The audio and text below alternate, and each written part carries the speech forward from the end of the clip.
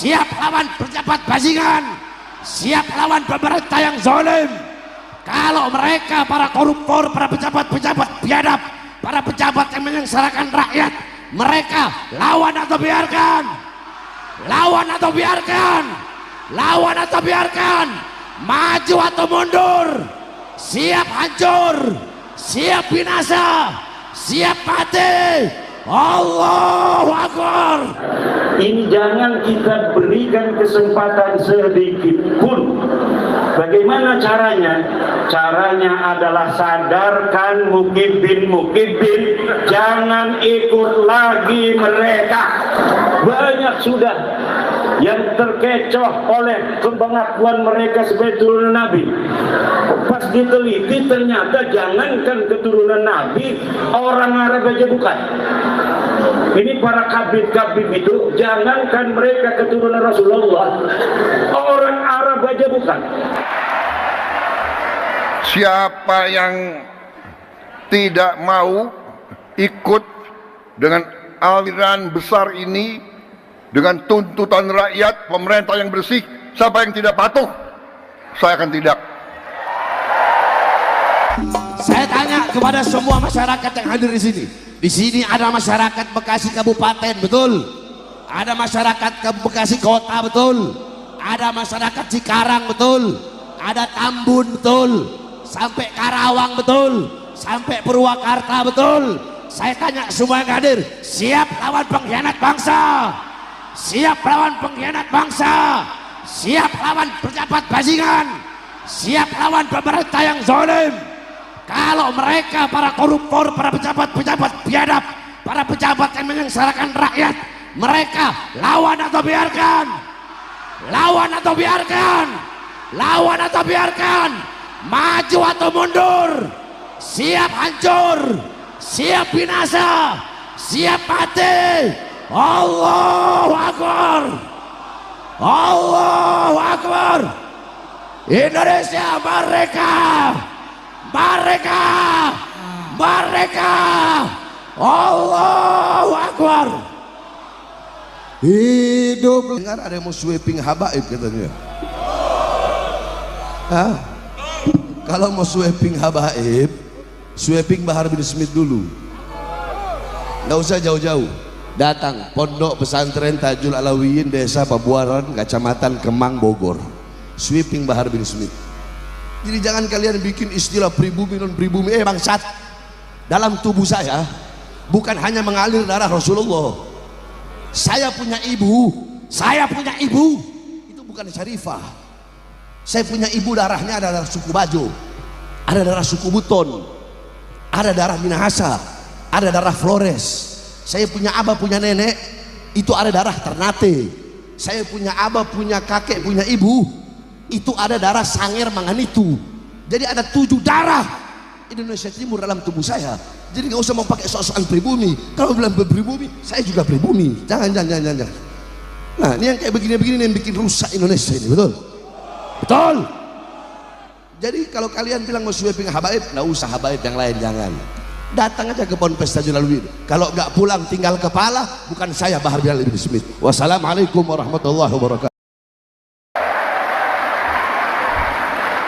Kami tidak akan ragu-ragu bertindak. 100 hari pertama, ya, saya sudah beri istilahnya peringatan berkali-kali. Sekarang, siapa yang bandel,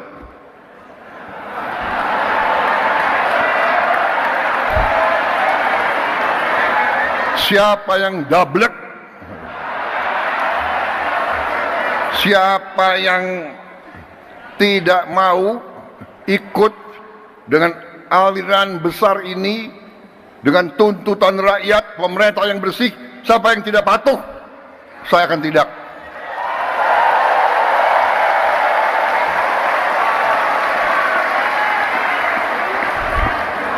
Dan saudara-saudara, jangan kira kami ini bodoh. Memang ada yang mengatakan saya ini tolol, ada. Nggak apa-apa, ya kan? Ada yang mengatakan saya bajingan yang tolol, ya kan? Tapi saya nggak sebut namanya, kalian sudah tahu loh. Gitu. Nggak apa-apa. Tapi kami paham dan kami mengerti.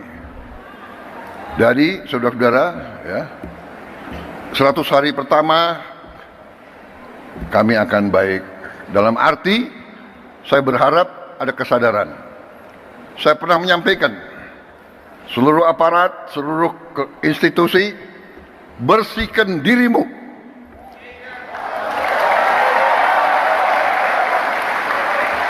Sebelum kau dibersihkan.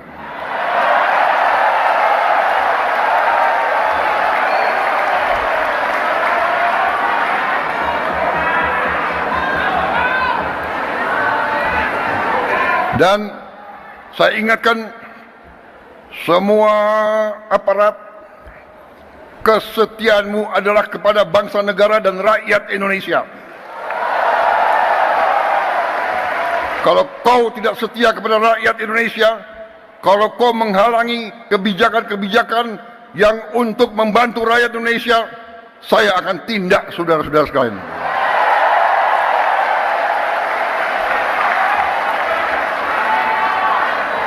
Dan saya minta menteri-menteri, pemimpin-pemimpin lembaga, tidak ragu-ragu. Saudara-saudara kita hanya bekerja untuk bangsa, negara, dan rakyat Indonesia. Terima kasih. Wassalamualaikum. Dilakukan oleh negara ini banyak, tetapi ada beberapa hal yang bisa dilakukan oleh kita sebagai warga negara untuk membantu negara. Di antaranya adalah melawan orang-orang yang ada di internal bangsa kita yang ingin mengganti dasar negara kita Pancasila. Kita tidak akan berikan satu celah pun bagi mereka untuk mengadu domba anak-anak Indonesia meninggalkan Pancasila, Undang-Undang Dasar 45. Kadang-kadang mereka mengemasnya dengan frame-frame agama yang sangat bisa menarik banyak orang karena mereka menjual kebenaran agama untuk kepentingan politik praktis mereka. Dan inilah juga yang dilakukan oleh musuh-musuh negara kita yang melihat sumber daya alam kita begitu kaya raya. Kiwong Indramayu ki kaya raya ini. Makanya ada orang-orang yang ingin mencaplok negara kesatuan Republik Indonesia. Sumber daya energi kita ini kalau kita kelola cukup untuk anak cucu kita, bahkan mungkin sampai 100 turunan yang akan datang. Sumber daya alam kita dari sektor pangan, sawah-sawah yang dulu oleh para sultan dan raja-raja telah dibikin sawah-sawah untuk ketahanan pangan kita, dijual oleh orang-orang kemudian untuk hal-hal yang selain pangan, kemudian ketahanan pangan kita menjadi goyah. Ini yang harus dipikirkan oleh negara kita. Biarkan itu dipikirkan oleh negara kita, beli sawah aja nggak punya duitnya. Udah, kita yang bisa kita lakukan adalah memberi kesadaran kepada bangsa Indonesia. Jangan mau terperdaya oleh orang-orang yang menjual agama untuk kepentingan politik. Suriah menjadi contoh nyata bagaimana hari ini dengan adu domba antar penduduk Suriah, keadaan Suriah sekarang chaos, kacau balau. Mereka memuntahkan peluru untuk saudara-saudara mereka sendiri. Presidennya diturunkan, akhirnya negara asing Israel masuk ke dalam negara Suriah. Mau tidak Indonesia ini dikuasai oleh orang asing?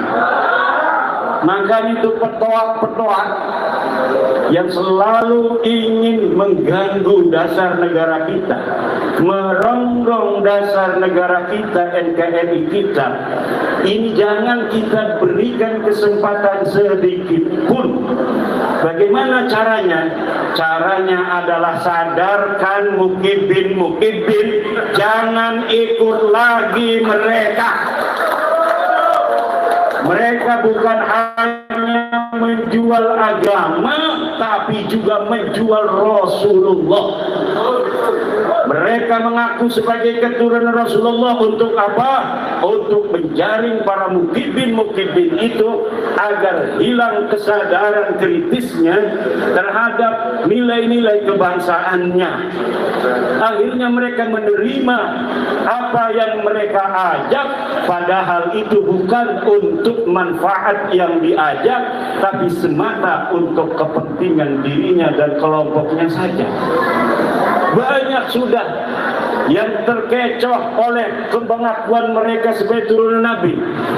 Pas diteliti ternyata jangankan keturunan Nabi, orang Arab aja bukan. Ini para kabir-kabir itu, jangankan mereka keturunan Rasulullah, orang Arab aja bukan. Dari mana tahunya? Dari DNA-nya. Orang Arab itu ber-DNA J1. Sementara 180 orang dari mereka yang telah tes DNA ketahuan oleh PWI, kita download itu semua hasilnya dari Amerika. Maka ternyata mereka bukan hanya keturunan Nabi, tapi ternyata keturunan Arab aja bukan. Dan sampai saat ini dari mereka belum ada yang berani untuk membantah itu semua. Baik dari sisi DNA yang sudah terbukti secara biologis, maupun dari penelitian saya secara ilmu nasab, ilmu sejarah yang sudah konklusif. Dan semuanya sekarang telah dokumentatif, ada bisa diakses di internet. Buku saya yang berbahasa Arab banyak tentang nasab mereka. Al-Mawahib Al-Laduniyah, I'anatul Akhyar, kemudian Al-Ma'arif Ar-Rabbaniyah, kemudian bahasa Indonesia. Pertama, menakar kesahihan nasab Habib di Indonesia. Yang kedua, terputusnya nasab Habib di Indonesia. Yang ketiga, skandal ilmiah, sejarah dan nasab palsu Ba'alawi. Yang ketiga adalah kronik perjalanan ilmiah Imaduddin Usman dalam membongkar nasab palsu. Yang terakhir, ini jawaban untuk buku Rabita Alwiyah, organisasi para habaib yang mereka telah membuat buku 600 halaman. Saya jawab dalam waktu beberapa minggu dengan judul Ulama Nusantara Menggugat Nasab Palsu. 700 halaman. Cuma buku terakhir ini tidak atau belum dibagi secara gratis karena ada saudara kita di Yogyakarta yang membutuhkan dana untuk kemanfaatan keluarga yang membutuhkan. Akhirnya saya berikan pada beliau untuk menjual bukunya dan menerbitkannya. Saya hanya minta 5 buku saja untuk saya, selebihnya untuk kepentingan beliau karena membutuhkan.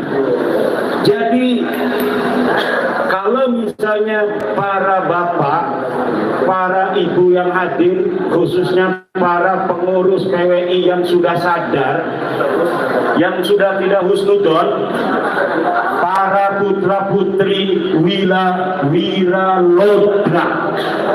Ini Wiralodra ini di Indramayu jangan gegabah. Ini jangan kelihatannya lemes begitu, yang tegak. Nah, Wiralodra lemes. Ini Indramayu dijadikan sebuah kabupaten hunian zaman dulu. Ini hasil tapa berata, hasil tapa dari putra Sinalodra yang bernama Arya Wiralodra, yang kemudian menjadikan Indramayu ini sebagai daerah yang subur dan makmur. tetapi seorang kesatria tanpa wanita itu juga lemas. Betul? Akhirnya Arya Wilarodra menikah seorang pendekar wanita bernama Putri Dharma Ayu. Ini nggak ada yang menang ini ngelawan Putri Dharma Ayu. Pendekar-pendekar dari mana datang? Dari tanah Jawa, dari Sumatera, ingin mengalahkan Putri Dharma Ayu, tidak ada yang mampu. Dari Palembang. Dari Palembang datang, itu bisa pokoknya. Akhirnya putra Indramayu asli mendengar, mana itu katanya wanita cantik namanya Dharma Ayu yang sudah mengalahkan seluruh para jawara-jawara tanah Jawa dan Sumatera. Ini dari loh bener. Saya Wilarodra ingin ngadu kesaktian dengan Putri Dharma Ayu. Terjadi akhirnya pertarungan. Betul saja Putri Dharma Ayu dapat dikalahkan oleh Arya Wilarodra. Menikah 1525, akhirnya anak keturunannya begini-begini nih, cantik-cantik. Alhamdulillah.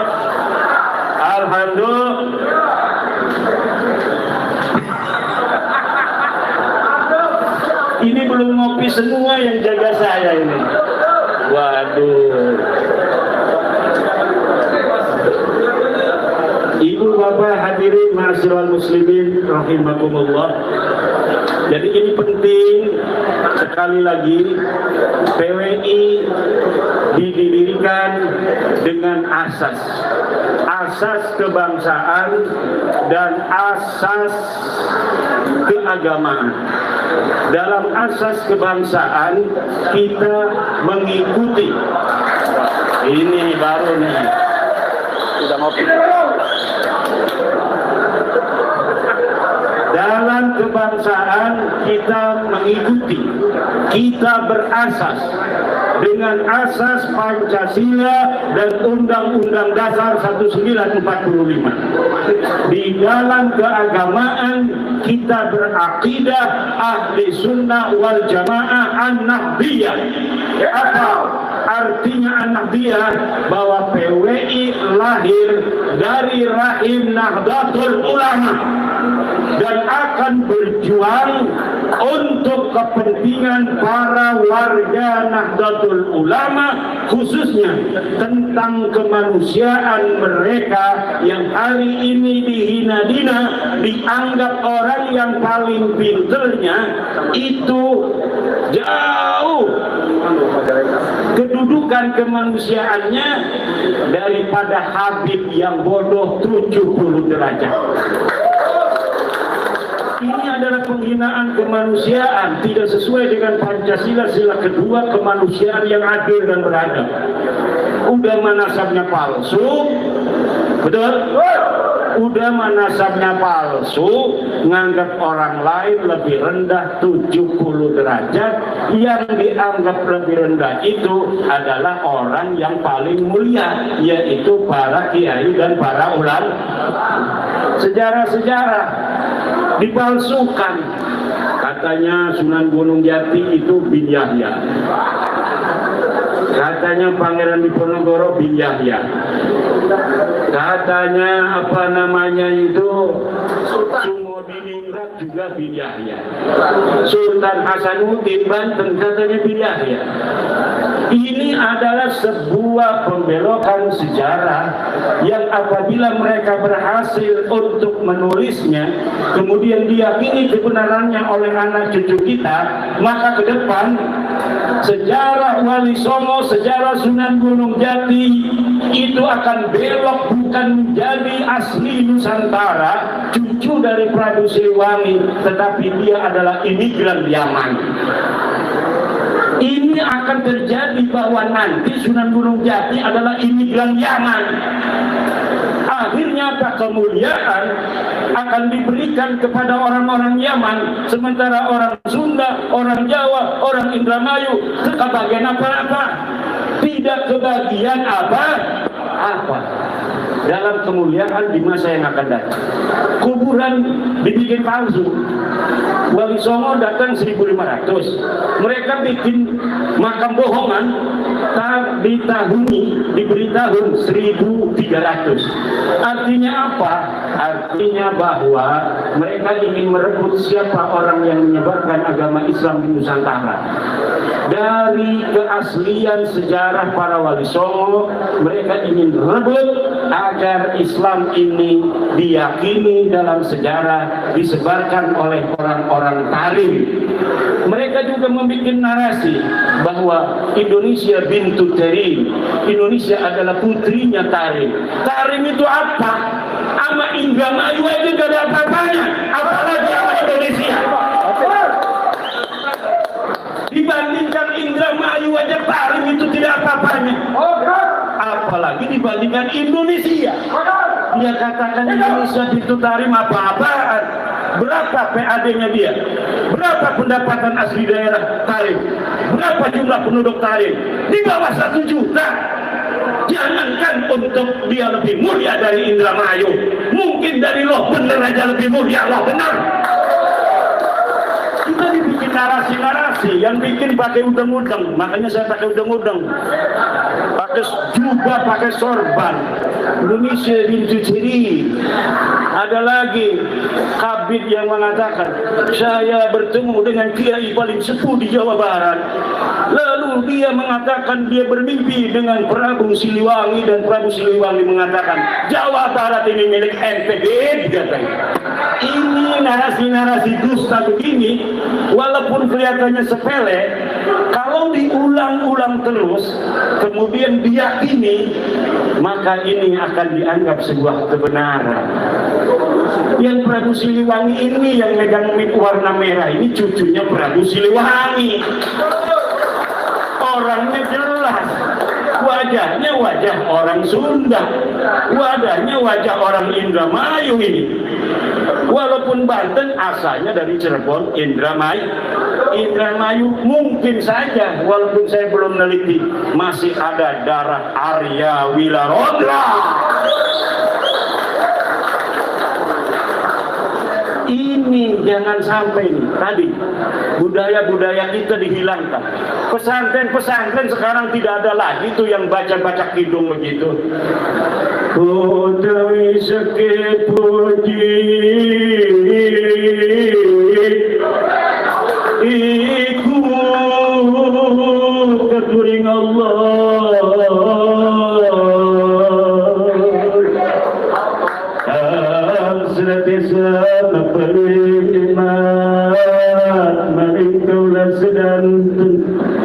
Salawat sinarang salam katur mari Gusti junjungan Kanjeng Nabi besar Muhammad sallallahu alaihi wasallam. Dulu kita sering mendengar begitu, betul apa tidak? Tapi hari ini di pondok-pondok pesantren semuanya sudah diganti. Kenapa? Karena ada upaya meninggalkan budaya-budaya yang diajarkan oleh Wali Songo. Semuanya pakainya pakai yang zaman semuanya. Marhabannya marhaban ganti. Dulu wajib syukru alaina marhaban